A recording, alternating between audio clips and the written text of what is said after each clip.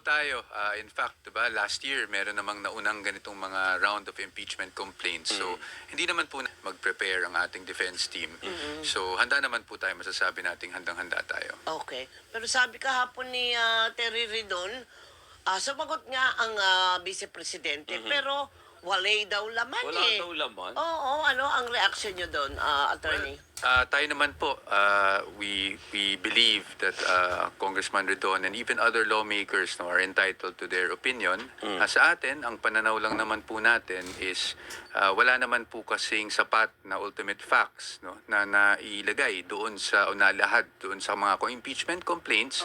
So that is why wala naman pong dapat talaga sagutin ng ating Vice Presidente. Pero sa ganun pa man, siguro tatandaan natin, in fact, kahit hindi mag-file ng answer ang respondent o ang Vice Presidente ay deemed controverted naman yung mga issues, O ibig sabihin, wala tayong ina-admit kahit hindi mag-file ng answer. Pero sa ganun pa man, kami nakita natin na marapat na mag-file man lang ng answer para makita din naman ng respeto sa institusyon at sa proseso.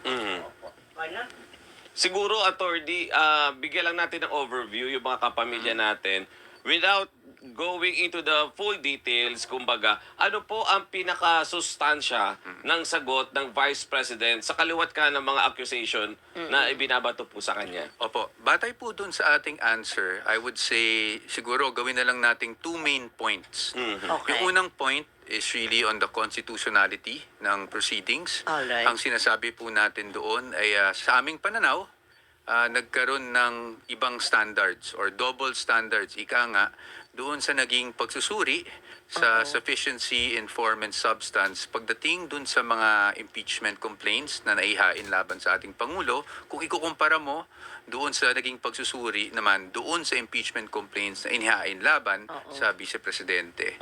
So nakita natin, basta dun sa mga naging diskusyon, transcripts ng records, na parang iba yung naging treatment sa kanila. At syempre, sinasabi natin na hindi naman pwede yung double standards. I just wanted to clarify, yung standards po kasi, nasa committee yan, It's within the discretion of the committee. Pero, ang sinasabi natin dito ay, wala tayong sinasabing mali yung standards. Ang sinasabi po natin ay hindi pwedeng iba ang standards pag parehong nasa equal footing, yung dalawang opisyal na ini-impeach. Ano po ba yung particular Ayan. na standards na sinasabi Yung ninyo? pinagkaiba. Hindi ko naintindihan Anong double standard doon? Isa lang naman ang proseso na alam natin. Opo. Tama po yun at salamat po at we're given the opportunity. Again, I won't go into the very minute Yes, sir. details, Opo. but maybe siguro ang isang example na lang po, pagdating po dun sa mga naging diskusyon sa impeachment complaints laban sa ating Pangulo, may mga naging mga discussions on wala namang batayan kasi wala pa namang final decision from a court. For example, yung sa GAA or yung alleged kidnapping ni PRRD. Ayoko na sana ulitin to because unfair din naman sa ating Pangulo na ulitin ko to. Pero dahil natanong nyo yung ganun. Whereas dito sa ating Vice Presidente, kahit wala pa namang final decision ng korte sa mga paratang na sinasabi nilang offenses o krimen, ay sinabi pa rin nilang sufficient in substance. So yung mga ganung example lang po ang sinasabi natin dito. And then, Doon po ba sa sagot ng ating Vice Presidente ay natumbok niya yung katanungan ng sambayanan? Sino ba si Mary Grace Piatos at mga and friends? opo. Wala Allegedly. Wala pa po tayo doon dahil yun nga po, yun yung pangalawang punto. Sabi ko may two main points yan. Yung pangalawang point is that we feel, sa aming pananaw again, na hindi naging sapat yung recital of facts. Ibig sabihin po nun, walang ultimate facts. Anong ibig sabihin ng ultimate facts? Kasi medyo technical po siya. Opo. Yung recital of facts that is not sufficient to constitute the offense charge, the impeachable offense charge. So, ibig sabihin, kunwari, sinabi po natin na may taong nagnakaw, or kahit dito na, sa itong kaso na to, sabi nila, ginastos niya yung confidential funds para sa kanyang pansariling personal gain, kung ika nga. Sinabi nila, lumabas yung funds, pero hindi nila matanto kung paano naging personal gain o paano naman inappropriate sa sarili niya Ayun, ng Vice Presidente. So, kung ganon, walang logical conclusion, no? At sa amin ang nangyari ay mga speculation, mga self-serving inferences at conclusions of law and fact. So ganun po ang naging sagot natin. Opo. Kung ganun ang naging latag ng impeachment complaint laban sa Vice President Attorney, hindi ba kayo nahirapan? Hindi pa nahirapan ang defense team na paano namin sasagutin ng punto por punto kung ganito yung ipinapresent ninyo sa amin? Precisely. That's why naging ganun yung sagot namin that ipinoint out namin na wala naman kasing ultimate facts. So ano pa dapat ang sagutin ng Vice Presidente? Pero ganun pa man, kung babasahin niyo yung sagot, we pointed out no kung ano yung ibig sabihin namin, bakit sinasabi namin walang ultimate facts per offense that they charge. No? Opo. So yung ITR na sinasabi, dapat ipakita, dapat isumite. Hindi nyo gagawin yon. Titingnan po natin ang developments kasi ang nabalitaan natin is mag-i-issue ng subpoena ang committee, no, laban sa I think doon sa mga agencies concerned. So sa ngayon, sa totoo lang ayoko munang mag-comment because it's a bit premature, wala pa naman yung subpoena. Ngayon kung talagang mag-i-issue ng subpoena, susuriin po natin kung ano yung subpoena. Ang trabaho naman po namin bilang abogado ay protektahan yung karapatan. No, we are here to protect the rights of the Vice President. So kung nakikita namin na meron ng infringement ng kanyang mga karapatan o hindi batay na o naayon sa batas yung mga subpoena na yon, we are ready to respond. Okay. Pero itong mga tao kasi, attorney po, mga mainipin eh. Diba? Sana sabi, ang tagal naman itong Parang wala pangyayari. naman nangyayari. Oo, parang wala nang katapusan. Kaya yung iba, nawawala na ng gana na alamin kung ano ang mga totoong nangyayari, totoong mga, sabi nitong isa ganire, sabi naman nito, nagugulumihanan na ang lahat. Sa palagay ninyo, magkakaroon din tayo ng kahit konting linaw kung ano ba talaga ang patutunguhan nitong impeachment na ito? Yes po, syempre tayo confident naman. Sabi ko nga, kahit na narinig natin yung mga statements ng iba't ibang personalities, may mga nagtatanong sa akin kung sa tingin ba namin ay very partial na against the Vice President, no, ang committee. Sa akin, I always say, let's give the committee the benefit of the doubt, no? Nagsisimula pa lang naman ang proseso. Tingnan muna natin kung ano mangyari at hopefully mabigyan din namin ng linaw ang lahat. Marahil kung may mangyari man, baka sa trial, mangyari yan kung matutuloy man sa Senado. Kung hindi naman, nakikita nyo naman the past few weeks, medyo nagsasalita na ang ating Vice Presidente, no? Meron siyang yung isang show niya na isang ibalik ang tapang at malasakit. She has been trying to explain these things. Now, of course, limited pa rin, no? At kasalanan namin yon. Siyempre, we're telling her as her lawyers, hindi po na natin pwede i-telegraph lahat ng sagot natin. Sakaling ito'y umakyat sa Senado, yun ang tamang forum kung saan natin ilalabas pati mga ebidensya natin. Alright. Ma'am Dory, siguro, if you may give me the opportunity, no, Okay. to state Sige this po, and Sir sige po. Robert. Opo. Kasi maraming ang mga statements na lumalabas. Siguro tandaan lang natin na ang the burden of proof dito, no, ay nasa prosecution talaga. Nasa mga right now, nasa complainants. So dapat kasi ang practice na sabi hindi sumasagot ang Vice Presidente. Pero ang dapat i-prove muna nila na may kaso sila o i-prove muna nila na talagang may probable cause para sumagot ang Vice Presidente kung sakali man, no, na talagang kasi hanggang nga sinasabi natin walang ultimate fact, so paano sasagot ang Vice Presidente?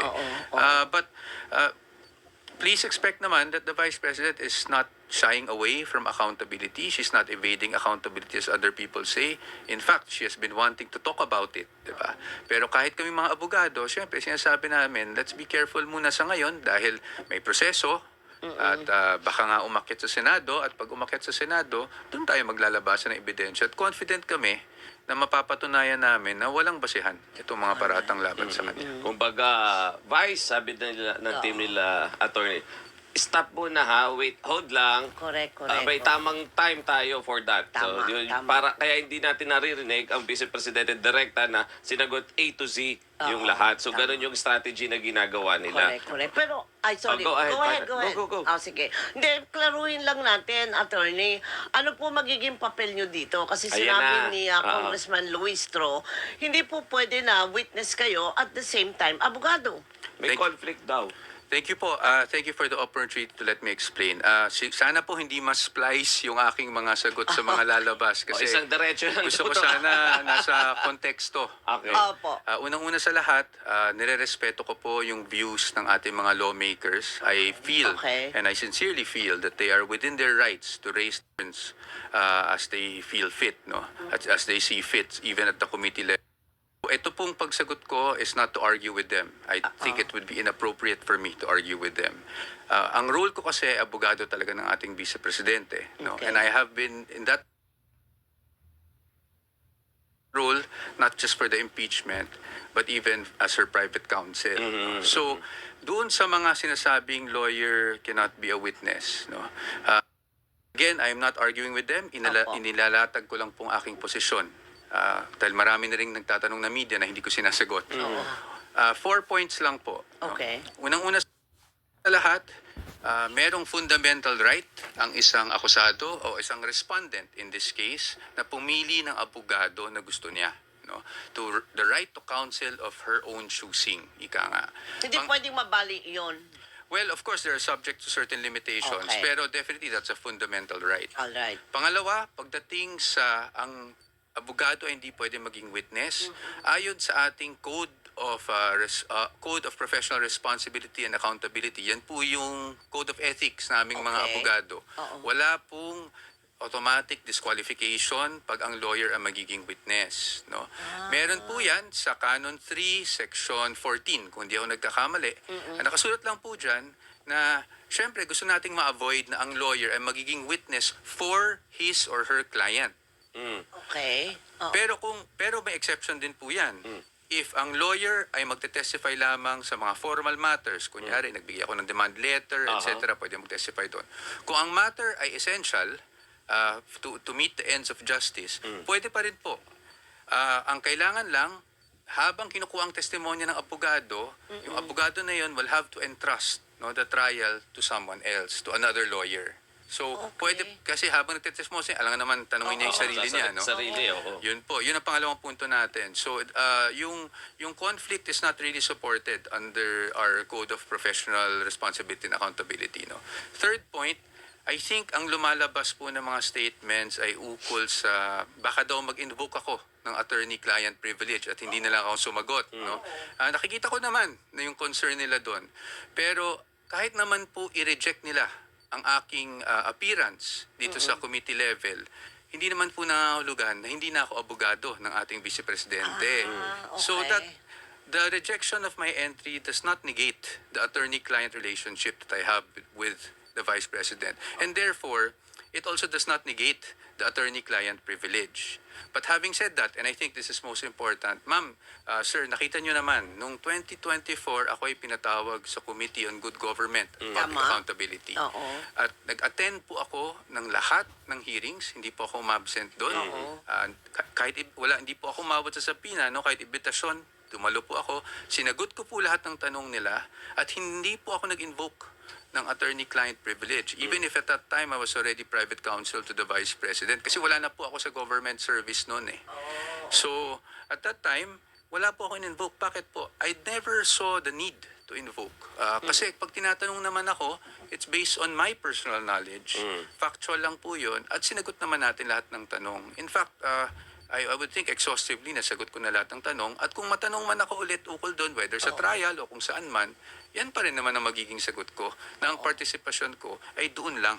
No? So I don't think the concern of myself invoking the attorney-client privilege is really, really gonna be a grave Pero, concern. Because paano kung sabihin ng komite na hindi, it will not fly, yung sinasabi mo na yan, Attorney Poa, hindi namin matatanggap.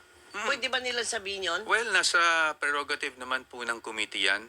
Tayo naman po, re-respetuhin natin syempre ang committee. Oo. Ngayon, kung ito ay magiging issue na kailangan nating iakyat, this is something that I will have to discuss with the client, the Vice President. Kasi ultimately, hindi naman po ako yan eh. Sa akin naman po, no?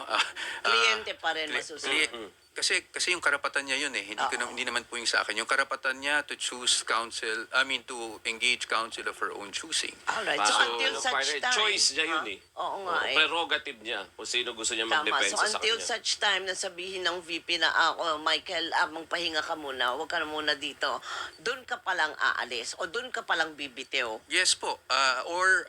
Kung sakali mang sabihin sa akin na questionin natin yung nangyari, dun pa lang siguro natin. It's really, ultimately, it is up to the VP because ultimately, karapatan niya yung maapektuhan. Okay.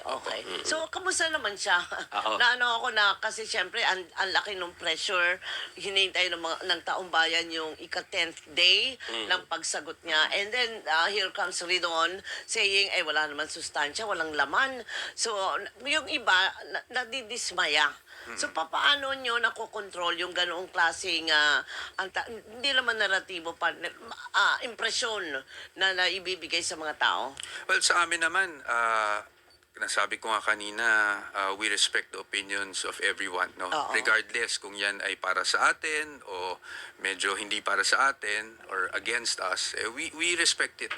Ang sa atin lang, we have a process. Oo. We're following the process. Ngayon po, lahat naman ng bagay ay may akmang panahon at we're confident na kung tumakbo man ang proseso, mapapatunayan naman namin, sa defense team, mapapatunayan namin na talagang walang basehan yung mga paratang at really more of speculations at conclusions of law. Ngayon, ang Vice Presidente naman, natanong niyo kung kamusta siya, alam niyo naman ang Vice Presidente, sanay na siya dyan since 2023, talagang araw-araw nababatikos siya. Diba? Oo. So, I would say that she's in good spirits. Tuloy pa rin ang trabaho niya. Okay. Kaya nga nandyan kami as a defense team para harapin to, no, at to advise her. But siya, tuloy-tuloy pa rin naman ang trabaho niya bilang Vice Presidente. Alright. Pero panghuli na lang sa